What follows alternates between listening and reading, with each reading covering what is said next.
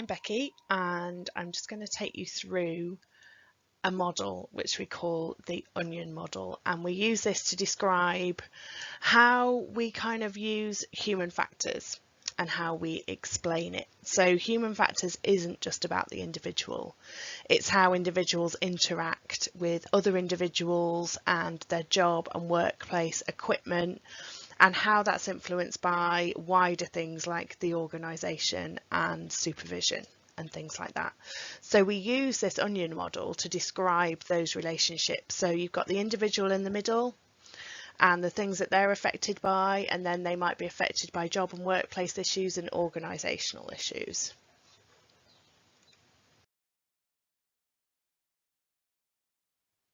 So if we look at the organisational level first of all, so think of it as all these things filtering down to the individual. Things like resourcing, change management, safety culture, all of these wide overarching things that as an individual we have very little influence over can affect the individual and have an influence on incidents and adverse events. As we get down to the job and workplace level, things like equipment, workload management, have we got too much, too little to do? Low workload can be as damaging as high workload in terms of causing incidents and accidents. Communication and teamwork, is it adequate? Is it sufficient? Is the supervision adequate and sufficient? When we have the face-to-face session, I'm going to take you through a real incident, and we can see that supervision had a lot to do with that incident. Rules and procedures, are they fit for purpose? And is the work environment fit for purpose? Is it suitable? Things like heating, lighting can all have an effect on the individual.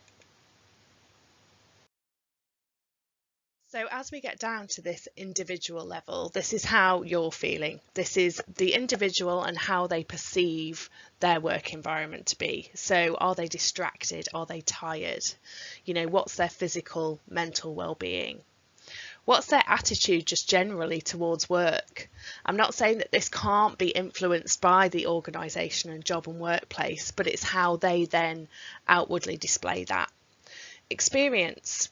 You know, someone who's really, really experienced, that doesn't necessarily mean that they're going to be immune to having incidents, accidents. Okay, competence, how is that managed? And you might notice that a few of these, like fatigue and competence and experience, they can be not only at the individual level, but the job, workplace and organisational level as well. So competence management, how is it managed? You know, fatigue management, is there a fatigue management system in place? You know, how are employees treated? How do they gain their experience? How are they trained?